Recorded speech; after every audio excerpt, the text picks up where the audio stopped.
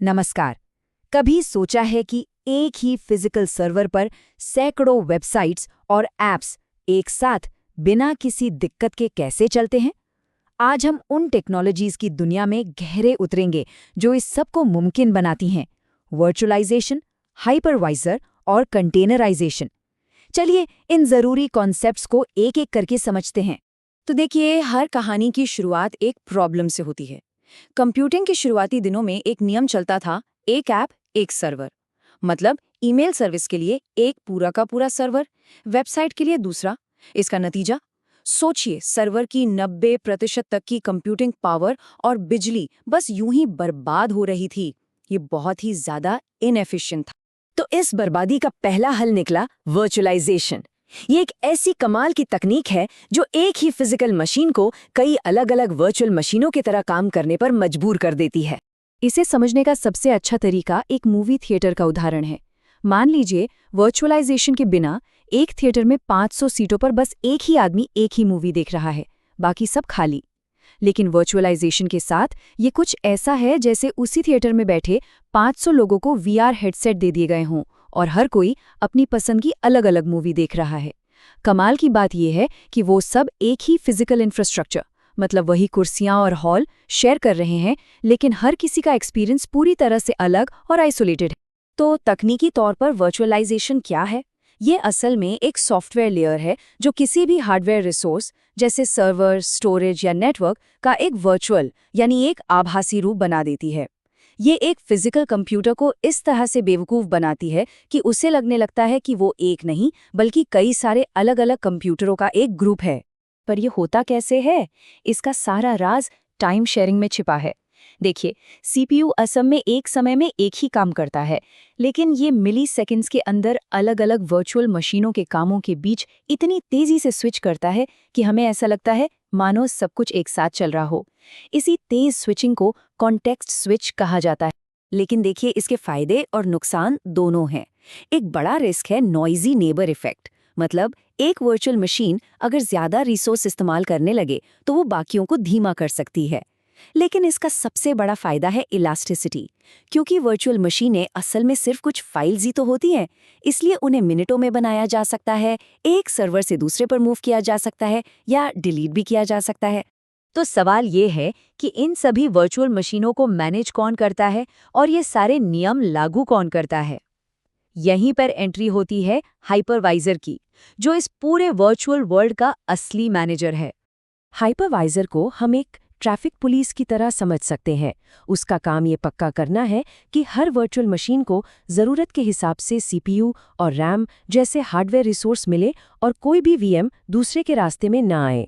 ये रिसोर्स के बंटवारे को कंट्रोल करता है। अब हाइपरवाइजर दो तरह के होते हैं, टाइप 1 और टाइप 2। टाइप 1, जिसे बेयर मेटल भी कहते हैं, वो सीधा हार्डवेयर पर इंस्टॉल होता है और खुद ही एक ऑपरेटिंग सिस्टम की तरह काम करता है। ये बहुत तेज और एफिशिएंट होता है। वहीं टाइप 2 एक नॉर्मल एप्लीकेशन की तरह होता है जो विंडोज़ या मैक ओएस जैसे किसी होस्ट ऑपरेटिंग सिस्टम के ऊपर चलता है। ये डेवलपर्स के लिए तो आसान है, लेकिन काफ़ी धीमा होता है। चलिए हाइपरवाइजर के बेसिक लॉजिक को इस सिंपल से कोड से समझते हैं। जब भी कोई नई वीएम बनाने की रिक्वेस्ट आती है, तो हाइपरवाइजर सबसे पहले इफ कंडीशन में चेक करता है कि क्या फिजिकल मशीन में मांगी गई रैम से ज्यादा रैम उपलब्ध है। अगर जवाब हाँ है, तो वो रिसोर्स दे देता है। अगर नहीं, तो एल्स ब्लॉक एक एरर भेज देता है। बस यही इसका सबसे बेसिक लेकिन सबसे जरूरी काम है। तो फिर प्रोडक्शन एनवायरनमेंट के लिए नियम क्या है? एक सीनियर इंजीनियर के नजरिए से देखें तो नियम बिल्कुल साफ है। प्रोडक्शन वर्कलोड के लिए हमेशा टाइप 1 हाइपरवाइजर का ही इस्तेमाल करें।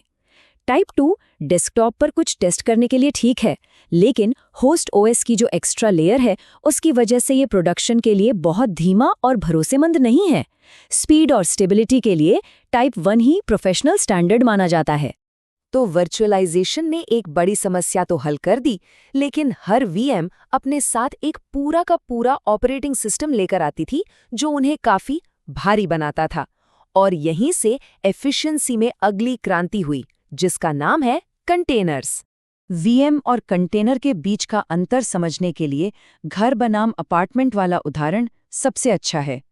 सोचिए, एक वीएम एक पूरे घर की तरह है, जिसकी अपनी नींव है, दीवारें हैं, प्लम्बिंग है और छत है।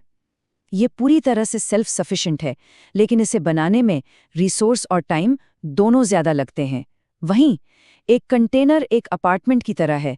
यह हल्का है और बिल्डिंग के कॉमन इंफ्रास्ट्रक्चर यानी होस्ट ऑपरेटिंग सिस्टम के कर्नल का इस्तेमाल करता है। अब अगर इसे आर्किटेक्चर के लेवल पर देखें तो वीएम में हर एप्लीकेशन अपने खुद के गेस्ट ओएस के साथ चलती है, लेकिन कंटेनर आर्किटेक्चर में सभी एप्लीकेशंस एक ही होस्ट ओएस के कर्नल को शेयर करते हैं। उन्हें अपने अलग ओएस की कोई ज़रूरत नहीं होती, और यही वजह है कि कंटेनर इतने हल्के होते हैं और मिलीसेकंड्स में शुरू हो जाते हैं। तो सवाल उठता है कि कब किसका इस्तेमाल करें। देखिए, कंटेनर उन माइक्रो सर्विसेज और स्टेटलेस एप्लीकेशंस के लिए बेस्ट हैं जिन्हें बहुत तेज़ी से स्केल करने की ज़रूरत होती है। वहीं वीएम्स उन स्टेटफुल वर्कलोड्स जैसे कि डेटाबेस के लिए बेहतर हैं, या फिर तब जब हार्डवेयर लेवल का मजबूत सिक्योरिटी आइसोलेशन चाहिए हो, क्योंकि वो कर्नल शेयर नहीं करते। अच्छा, अब जब हमने इन सभी बिल्डिंग ब्लॉक्स को समझ लिया है, तो चलिए एक कदम पीछे हटते हैं और देखते हैं कि ये सब मिलकर आज के मॉडर्न क्लाउड को कैसे बनाते हैं। एक बात याद रखिए, वर्चुअलाइजेशन सिर्फ सर्वर तक ही सीमित नहीं है। नेटवर्क वर्चुअलाइजेशन सॉफ्टवेयर के जरिए वर्चुअल नेटवर्क बनाता है, और स्टोरेज वर्चुअलाइजेशन कई फिजिकल ड्राइव्स को मिलाकर एक बहुत बड़ी वर्चुअल डिस्क बना सकता है।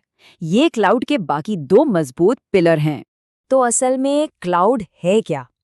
AWS या GCP जैसा कोई भी पब्लिक क्लाउड कंप्यूट, नेटवर्क और स्टोरेज वर्चुअलाइजेशन का ही एक बहुत बड़ा और ऑटोमेटेड रूप है। AWS का EC2 कंप्यूट वर्चुअलाइजेशन है, VPC नेटवर्क वर्चुअलाइजेशन है और EBS स्टोरेज वर्चुअलाइजेशन है। ये सब जब एक साथ काम करते हैं तो उसे ही हम क्लाउड कहते हैं। चलिए, अब तक जो भी हमने सीखा है उसे एक साथ देखते हैं। देखिए, सबसे नीचे है फिजिकल हार्डवेयर, उसके ऊपर है हमारा मैनेजर यानी टाइप 1 हाइपरवाइजर, फिर आता है होस्ट ओएस का कर्नल, और सबसे ऊपर हमारे आइसोलेटेड कंटेनर्स और वीएम्स चलते हैं। यही वो पूरा स्टैक है जो आज के इंटरनेट को पावर देता है। ये सब हमें भविष्य के एक बहुत ही दिलचस्प सवाल पर लाकर छोड़ देता है। जैसे जैसे हार्डवेयर और भी पावरफुल होता जाएगा, क्या वीएम्स की सिक्योरिटी और कंटेनर्स की स्पीड को मिलाकर आइसोलेशन का कोई नया और भी ज़्यादा एफिशिएंट तरीका सामने आएगा? ऐसा लगता है कि वीएम्स और कंटेनरों के बीच की ये रेखा भविष्य में और भी धुंधली हो सकती है।